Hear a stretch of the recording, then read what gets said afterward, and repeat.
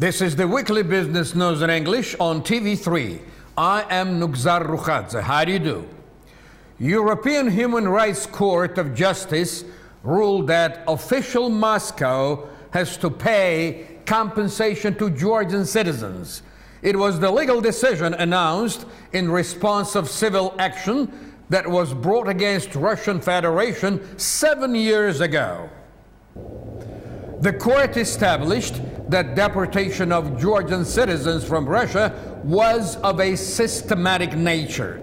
Moscow was sentenced to pay compensation to aggrieved Georgian citizens. Russia was adjudged guilty on 8 counts. Georgia brought a suit against Russia at the Strasbourg Human Rights Court on March 26 of 2007. As a confirmation of violation of human rights on the part of Russia, over 130 individual cases were presented to the Strasbourg court. The litigating parties were given a 12-month period for discussing and coordinating the size of compensation. The lawsuit concerned the events of the autumn of 2006, when ethnic Georgians who lived on the territory of Russian Federation were persecuted and deported en masse. Yes, indeed, somebody has to have enough courage and fairness to tell Russia straight away that there is something wrong with her behavior on the global arena, where she claims to have a major role. After the 15-year expectation, the Georgian state maritime flag was moved from the black to the gray list. It means that the Paris Memorandum of Mutual Understanding, which embraces all Euro Union maritime states, gives more credence to Georgia. According to the Georgian Ministry of Economy, all this time the Georgian flag was considered to symbolize a high-risk country, and it never left the black list. At present, the new statistics of inspection and detention of vessels, the rate of Georgia has improved. Natia Mikheladze, Deputy Minister of Economy, explained that technical supervision over the ships that are flying the Georgian flag has tightened up, and the Georgian maritime law was lined up with European standards. Conditions of servicing the state roster of Georgian vessels has improved, and tariffs were cut down. These facts have significantly enhanced the reputation of our maritime flag, improved our country's recognition ratio world over, and boosted its credence and attractiveness in the eyes of international ship owners. Moving from black to gray and then hopefully to the next step truly sounds like a serious success. All right. Provisional ban on acquisition of agricultural lands by legal and physical foreign citizens was lifted. Representatives of non-governmental organization International Transparency Georgia insists that prohibition on selling arable lands to foreigners had a negative effect on the country's investment climate and interfered in the creation of additional jobs. Mr. Fadi Asli, Director General of the Agro-Tex Holding Company, says that there are a number of countries where the law against sale of land is enforced, but those countries do not change the rules of the game in the middle of the game. He believes that the frequent change of legislation kills the interest of investors. Consequently, Fadi Asli thinks that lifting of prohibition is a justified decision. Concurrently with the court ruling that declared the moratorium on land sale as anti-constitutional, the Ministry of Agriculture resumed the sale of agricultural land. At this stage, it has sold 187 hectares of arable land. Meanwhile, the Minister of Agriculture believes that lifting the moratorium was a wrong move. We have nothing against concrete investors. However, more often than not, the land is sold not to the investor, but to the different kind of buyer. Purchasing land and investment in agriculture must be done with an allowance of maximum effect.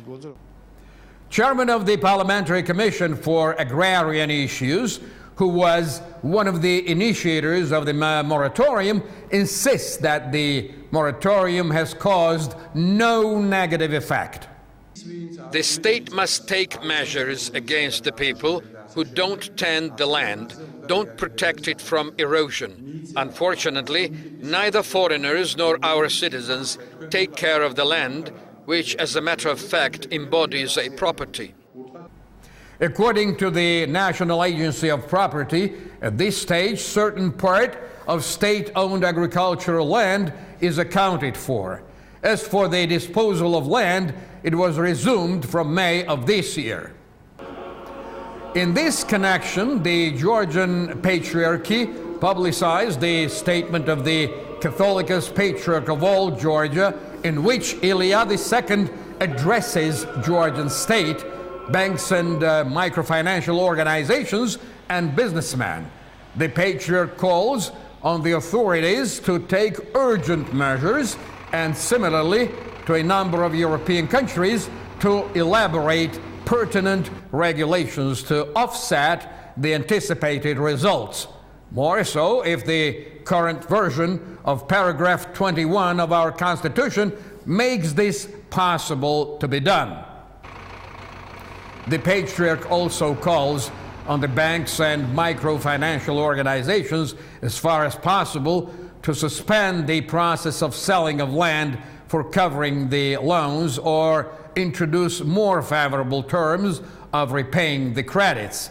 The new law certainly sounds fair enough, but it also has a precarious streak to it, hasn't it? For Georgia, of course.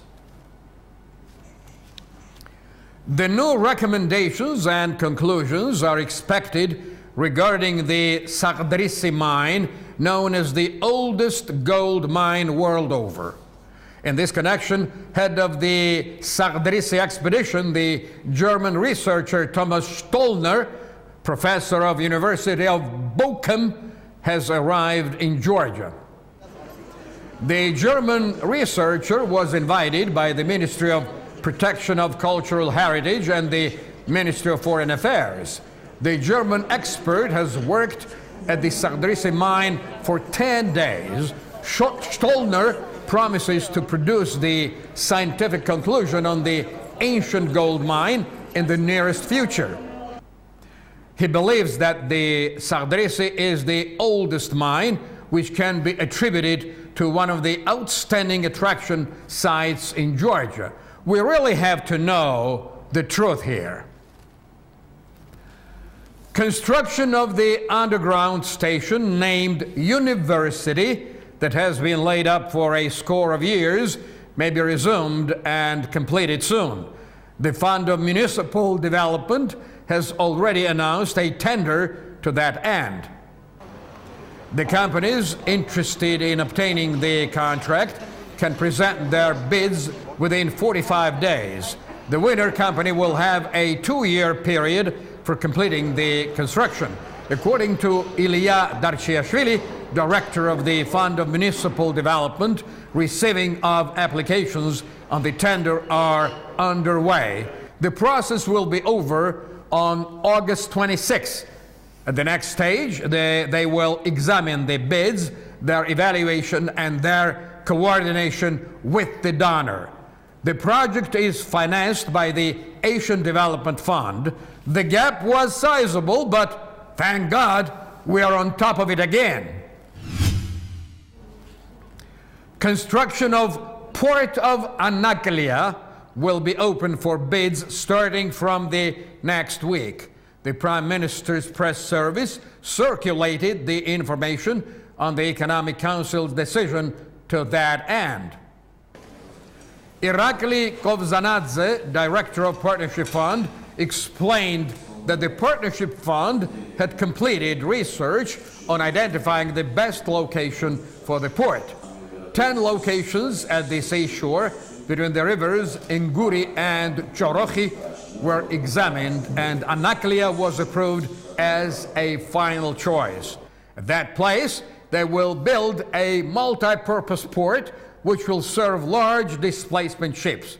Compared to other alternate locations, Akhalja's advantage is its prospect of extension and access to the deep sea canyon. At the session of the Economic Council, Prime Minister Irakli Garibashvili said that Akhalja has competitive advantages. He added that building of infrastructural objects of this scale is of a top priority for our country. According to the Prime Minister, the Akhalja port will enhance Georgia's transit potential. Georgia's economic potential is huge indeed. We only need to be aware of it and make good use of it.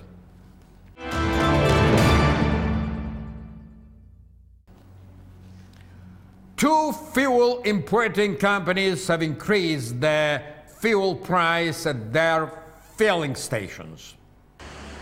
In the last several days, the customers paid 2 tetri more for a liter of all fuel brands at the filling stations of Gulf and Whistle. Naturally, the changes caused dissatisfaction of drivers. Chief of the Fuel Importers Union ascribes the marked up fuel price to the increase of fuel price on the international market. He forecasts that in the nearest future, other Georgian companies will also raise the price for fuel. These companies have paid increased price for the new batch of fuel. These two companies are operator enterprises. They have their own oil refineries. Undoubtedly, other companies will follow their suit. At the Association of Young Financiers and Businessmen, they say that this time the situation on the international market and events in Iraq actually affect the price hike on the Georgian market. The last month proved to be most dramatic on Georgia's fuel market. At present, customers have to pay 5 tetri more for 1 liter of petrol. I only wonder if all the questions on the fuel prices in this country have duly been answered. Georgian Abbashishvili, the president's economic counselor, met with the experts of economic sphere. The key issue of their discussions was the part of universal and comprehensive trade, incorporated into the agreement on association with the European Union. Georgia is offered serious opportunities, but at the same time it has to accomplish a number of diverse reforms. Above all, after signing the agreement, it was important to obtain full information on the universal and comprehensive trade with the European Union. We sought after the opinions of experts. Among them, we were interested in the approach of those people who are somehow connected with concrete companies. Abbashishvili said after the meeting with economic experts, rapprochement with Europe is a big deal, of course, but it also is a matter of changed attitudes and directions. The Georgian Ministry of Sport and Youth hosted the conference of Eastern Partnership countries of the European Union, with the aim to promote partnership between civil, non-governmental organizations. The conference has planned a number of programs in the field of sport and the youth issues. It is significant that Eastern Partnership countries are involved in the work of the conference. Besides, the organizations which will assist our country in joining the European Union in future are actively engaged in the work of the conference. We have diverse plans in regard of cooperation with young people. Sharing the experience of our partners will be of great help to us. The sports minister added that sharing the experience of our partners will be of great help to us. In the words of Philip Dimitrov, ambassador of European Union to Georgia, this is the first conference which followed the conclusion of the agreement on association with European Union. The ambassador expressed the hope that the conference would promote friendship between Georgian and foreign young people and their cooperation in various spheres. Well, sharing is always good, but the results sound even better. Georgia hosted one more international conference, the medical conference, under the title Achieved Success and the Future of Medical Education in Eastern Europe. Took place at the Tbilisi State Medical University. The 3-year-long educational project is financed by the European Union. It envisages modernization of medical education in the eastern neighborhood countries of the Euro Union. Within the framework of the program at the medical university, they established a center where the professors in the medical field will undergo lasting retrainings. Representatives of the universities of Great Britain, the Netherlands, Italy, and Spain took part in the conference. This country has always been known quite well for its medical education, even in those weird Soviet times. An up-to-date hospital was opened at the 8th Penitentiary Institution of Galdani in Tbilisi. The project was implemented within the framework of the program Reform of Penitentiary Healthcare. Thanks to the amended infrastructure and modified concept of the hospital, it was refurbished with modern medical equipment. The hospital is meant for 80 patients. Besides, the institution can provide adapted living quarters for 57 disabled persons. With the Council of Europe, I'm very pleased to see a much improved situation at the Central Prison Hospital here in Tbilisi. The conditions are much improved as compared to the situation. The process of transferring the inmates from civil hospitals to the Central Prison Hospital is underway. The penitentiary system in general and the way the prisons look speak volumes about any country. Political persecution of former authorities was one of the key topics at the meeting of Georgian parliamentary minority and representatives of the USA Congress. At the same time, the opposition members provided the American guests with the information on the economic situation in the country. During their stay in Tbilisi, representatives of the United States Congress also met with the members of parliamentary majority and chairman of the parliament, David Usupashvili. Members of Georgian ruling party stressed the importance of elections to the self-government administration and enhancement of democratic institutions. Persecution or no persecution, what matters most is if the country is making a genuine progress on the way to democracy. Apart from the USA Congressman, Carl Bildt, Minister of Foreign Affairs of Sweden, paid visit to Georgia. The minister met with Georgian Prime Minister and once again congratulated him with signing the agreement on association with Euro Union. They talked about bilateral relations and Georgia's future plans. They touched upon the issue of economic cooperation and stressed the importance of the activity Swedish entrepreneurs and investors in Georgia. Within the framework of his visit, Carl Bildt met with the president of Georgia.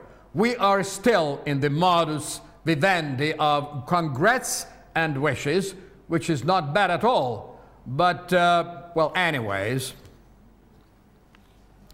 I don't see any contradiction or challenge in the situation when Georgia has a free trade regime with the European Union, and simultaneously it does normal business with its neighbors, including Russia.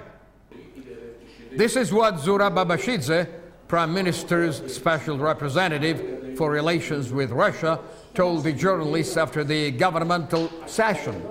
Agreement on the association with the European Union will be one of the key issues at the Abashidze-Karasin meeting, which is scheduled for July the 9th in Prague.